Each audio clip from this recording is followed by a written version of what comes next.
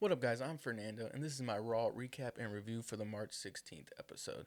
We've got a lot to discuss, so let's get right to it. And to start things off, I'll say that the San Antonio crowd was absolutely electric. I mean, they popped for everyone. Every match they were chanting. They were going crazy for everyone. I mean, I'll thumbs up to the San Antonio crowd. They were phenomenal. Um, Definitely the best crowd I've seen in quite a few weeks. I mean, if I got all the entertainment in the episode I got, I'd be cheering too. So thank you, San Antonio, for giving everyone the props that they deserve. And yeah, the show started off with a bang. We had Seth Rollins and his masked man all run into the ring, and I thought it was going to be the repeat of last week where they did a little switch up, the corny, all that nonsense. But it turns out I was completely wrong, and I am so glad that was the case.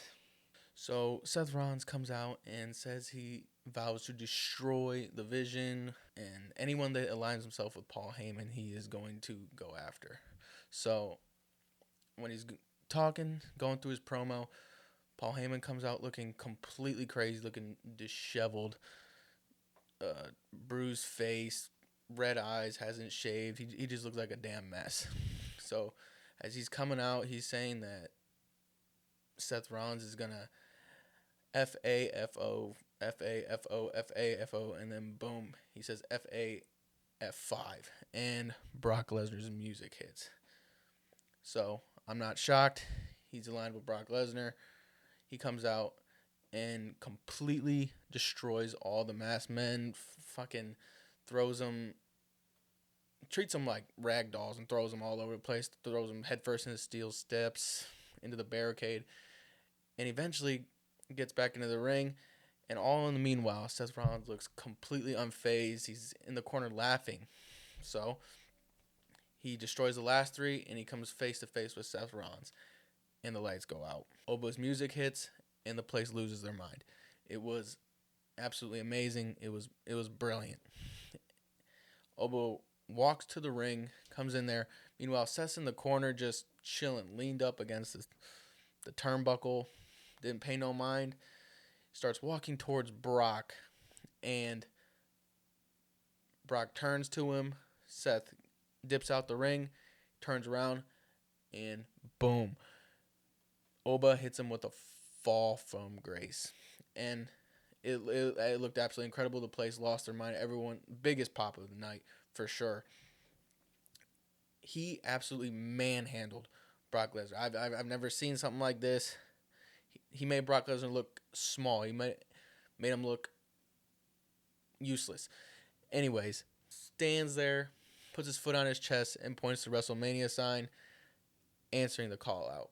Now, I think this whole segment was absolutely brilliant. It leaves a lot to be desired. Is Oba aligned with Seth? I don't know. Or is it just like a one-time hit? Is this a new faction? I have no clue. But anyways, everyone got what they wanted. That's all that matters. Everyone got what they wanted. We got Oba versus Brock at WrestleMania. WWE did not need to overthink this. This was the right call. They didn't need to do anything else besides this. This was it. So the second thing on the show was OG El Grande Americano versus El Grande Americano. This match was back and forth match. It wasn't really much to it. I mean, Ryo distracts the referee. Bravo ends up getting in the ring and loading up the mask with the steel plate for El Grande Americano. And then, or OG El Grande Americano goes to top turnbuckle, tries to hit the flying headbutt, and ends up hitting his own head against the steel plate and gets pinned. That's the end of the match. But what's in the future for this, I'm not sure. I thought they were going to wait and do this match at Mania, but maybe they're trying to build it up. Starting from this start point seems pretty good. I mean, not too much to go off of here. Maybe they continue this feud and then it ends in the mask versus mask at WrestleMania. I mean, that's clearly the only option. I mean, I'm not sure what else to get from this match, but overall, good match, fun match, and fucking Chad Gable El Grande Americano was at the crack of his ass was out half the match. I mean, it was fun.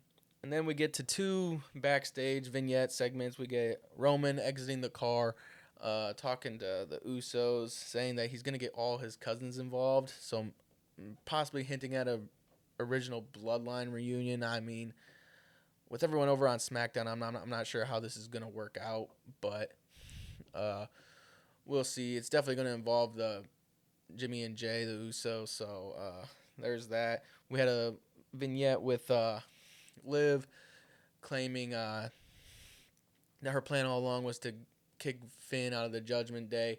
I mean, following up from last week, I really hope they would do something in ring with all of them, or at least have Finn or someone come out and explain herself, have a promo or something. But that wasn't the case this week. But I definitely believe they'll follow that up next week or in the next coming weeks. So that was a little bit of a letdown, but it is what it is. And the next match we had on the card was AJ Lee versus Bayley. Now, this match was extremely good. It was very good. AJ Lee has impressed me in her comeback with the three singles matches, whatever she's had, have all been really good. They've been really technical, very no errors, nothing. Everything has just been real slick. Everything looks real nice, looks real.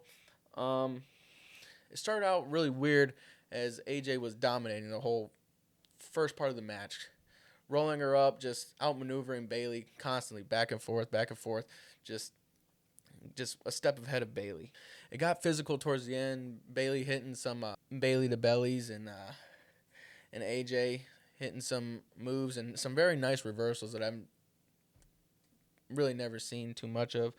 But in the end, Bayley goes up to the top rope, misses a flying elbow in which she gets up and then gets hit with the Black Widow and eventually taps out, and AJ is the winner. And then after the match, Becky attacks AJ from the back and then proceeds to hit her in the head with the title, which was good, keeps the feud going. I'm not sick of it yet. It's going to culminate at WrestleMania, obviously, but just to get Becky more heat. It really worked. The crowd was booing the hell out of her. No one liked her, and it really made AJ look like the good guy. Overall, great match.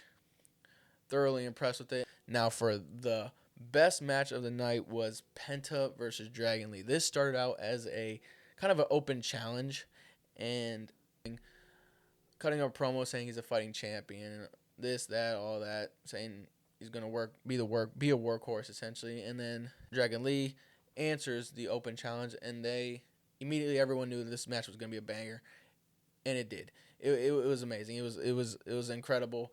It was back and forth, both men going 100 miles per hour. It ended with Dragon Lee doing his suicide dive through the ropes onto Penta, who was on the announcer's table. It was just amazing. And then he gets Penta back into the ring, hits him with the Operation Dragon, and Penta kicks out, and he lines him up for another one. He gets reversed into a nasty looking Mexican destroyer, and the match is over. Phenomenal, great match. These two have great chemistry. I mean, to be expected. It was great. Now from here, what do they continue to do with Dragon Lee? Did they just completely abandon the whole Gunther thing? Does he go back to dealing with Gunther? I don't know. I mean, but the real story is what do they do with Penta?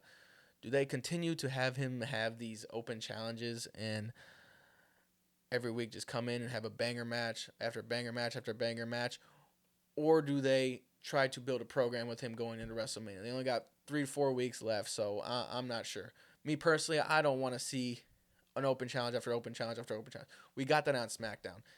It's great.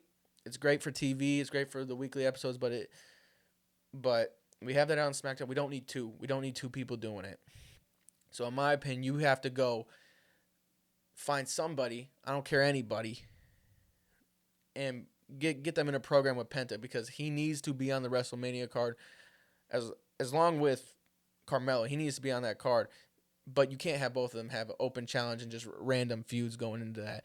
At least one of them has to have a storyline, in my opinion, because otherwise, I mean, it's just gonna get repetitive, and I just don't want to see that. So one of them needs to get a storyline.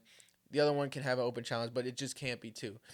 Next, we had a backstage segment with Paul Heyman, basically telling Logan Paul and Austin Theory to go after the tag titles. That's all. That's all it was. I mean, I don't know what to get from this because I thought him and Seth were gonna go. Him and Seth were gonna have a program together. Maybe Logan Paul versus Seth. But this is telling me that if they go after the tag titles and Brock Lesnar is dealing with Oba Femi, then where's that leave Seth Rollins? I believe that WWE believes that Braun Breaker will be back for WrestleMania, and obviously that's clear cut the path for Seth Rollins. He's got to go. If he claims he wants to destroy everyone in the division, that's the way he's got to go because Braun was originally the one who took him out fucking 5 months ago. So that's got to be the case. So I'm leaning towards that. That's more of a hint that Braun Breaker's coming back, which is always a good thing. I want to see that match. I think everyone wants to see that match, and everyone wants to see that rivalry continue. It just sucks that the injuries had to stall it out, but hopefully we get there at WrestleMania. Now the next match was Maxine Dupree and Natty. Now this feud is just W had one shot at this, and they blew it. They blew it with 2 weeks of just nonsense and just bullshit and bad acting. Like Maxine Dupree made so much improvements and looked so good against Becky Lynch, and then they put her in a feud with Natty. I mean, Natty's a veteran and all, but nobody wants to see her. I don't want to see this no more. I mean, I've had enough of it. I don't think there's any way that they can redo this and make the fans care about it, make anyone care about it. I mean, it just sucks that they had Maxine working so hard and with Becky Lynch, and then she drops back down. I mean, I don't know what you somehow put her back into the Intercontinental picture, or I don't know what they do from here. But I'll give it a few more weeks, but I don't see this going anywhere, and I don't think anyone else sees this going anywhere either. Another interesting thing happened tonight was a interview with Randy Orton from Michael Cole, and the interview starts off with Randy Orton looking like he's in front of a door, and whatever camera he's used it must have been filmed on a fucking potato because it was just bad quality. But what we got from this interview was very interesting. He basically saying he was a killer again, which I'm very interested. And this is how you do a mystery. You already have a storyline built with him and Cody, and now I feel like we're going to get this answer, and it's going to be somewhat meaningful, a little bit meaningful, on the road to WrestleMania of who this was that got into Randy's head. Maybe it was the voice in his head, maybe it was his dad. I don't know. It was very interesting in the small amount of time that it had. I mean, it could be anyone. I genuinely have no clue who on earth was on, who it could be, who we called. I mean, it could be anyone. So I can't wait for SmackDown, and maybe we get more hints of who it could be.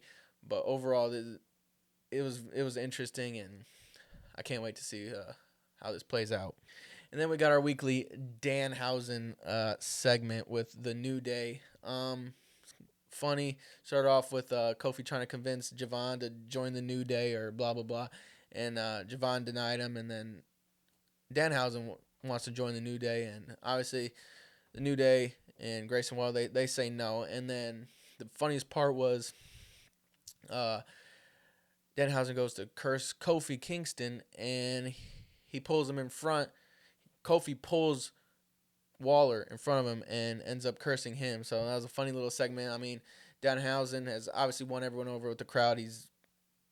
WWE's pushing him with the merch. I mean, every chance they get, they're pushing him to sell T-shirts and for people to go buy it. So it was just good. Keep this up. I honestly, I don't even want to see him wrestle.